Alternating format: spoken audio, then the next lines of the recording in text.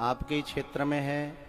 शमशाबाद से थोड़ा सा निकल करके और एक गांव है, और मैं ये भी कहूँगा कि वो मेरा पुराना गांव है, रंजीतपुरा।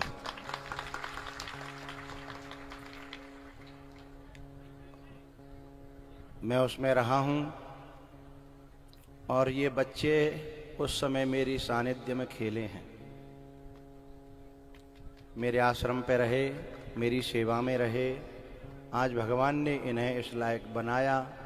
उस समय भी ये बच्चे जो है संकल्प किया करते थे कि कभी हम बड़े हुए और हम लायक हुए तो एक दिन जरूर आएगा कि इस गांव में राम कथा की गंगा जरूर बहेगी। उस समय ये बहुत छोटे छोटे थे।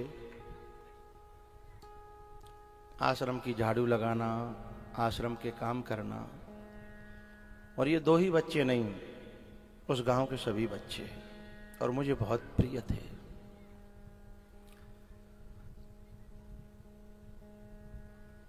इन बच्चों के जो कथा करा रहे हैं उनके पिताजी नहीं हैं, उनके देवेंद्र सिंह उनके पिताजी जो इस दुनिया में नहीं है, लेकिन वो लोग अपने बाबा को परीक्षित बना रहे हैं। और कमाने को तो दुनिया कमा लेते हैं, और यहां तक कि कहूंगा कि नाचने गाने वाली भी कमा लेती है कमाने को तो, लेकिन कमाने के बाद ऐसा काम करने का इस नई उम्र में संस्कार आना, जज्बा आना, भाव पैदा होना,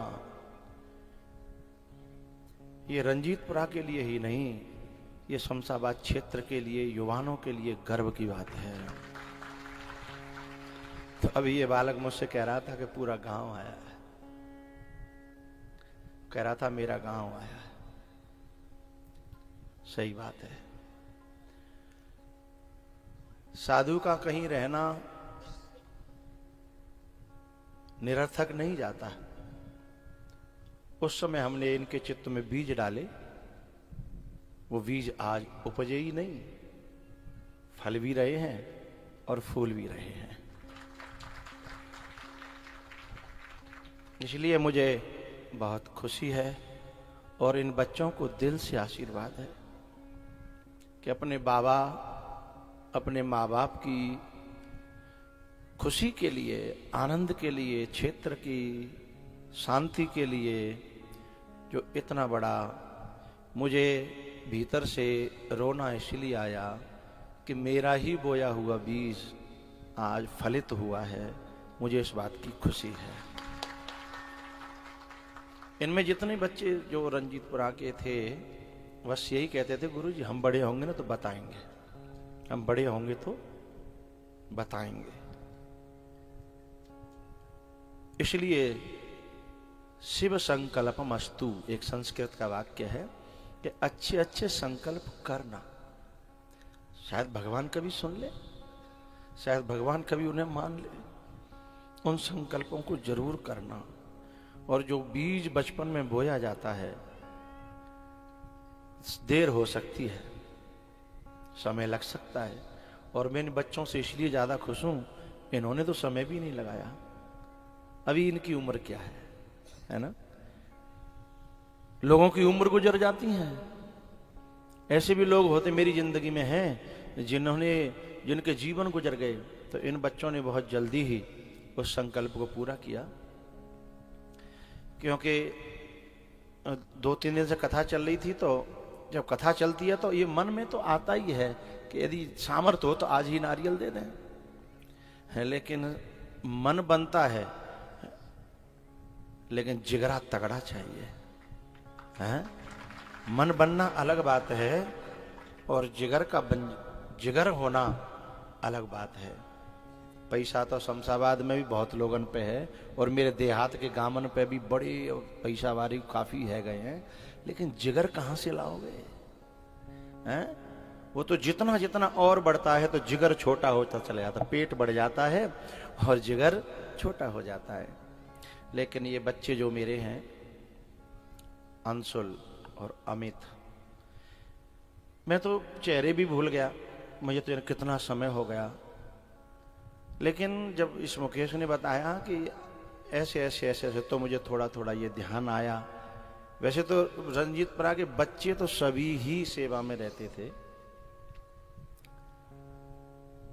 लेकिन जब मैंने पुरानी स्मृतियों को सर्च किया तब यादें आई। वो स्मृतियां तो मुझे गर्व है, गौरव है, और मैं ऐसे बच्चों को पा करके बहुत खुश हूँ। मेरी शुभकामना है, आशीष है। कथा का आज नारियल लाए हैं, ये शमशाबाद क्षेत्र के लिए कितनी खुशी की बात है। ये तो तालियों ने उसी समय बता दिया। उन तालियों की गड़गड़ाहट ने खुशी का इजहार कर दिया। अच्छा लगा।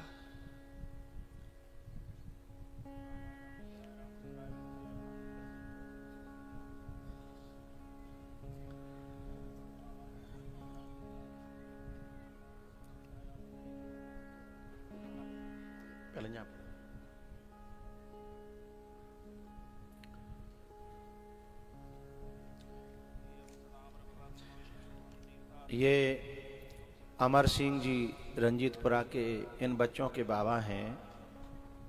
आज इन बाबा की खुशी का ठिकाना होगा, जिनके बालक, जिनको ये 7 दिन ऐसे परीक्षित की गद्दी पर बैठ करके कथा श्रवण करेंगे और पूरा समाज करेगा। ऐसे बड़े बूढ़ों को भी अपने बच्चों पर, अपने नातियों पर प्राउड होता है, गर्व होता है कि धन्य है ऐसी संतान।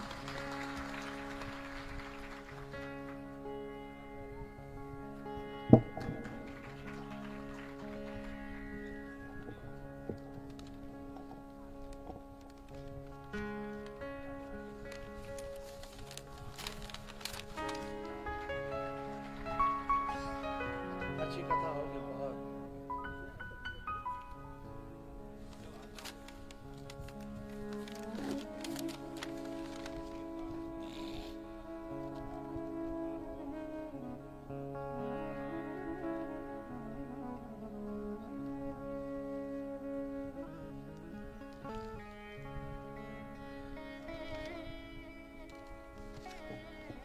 सभी रंजीतपुरा के लोग इधर हाथ जोड़ लें, खड़े हो जाएं, सबको निमंत्रित करें।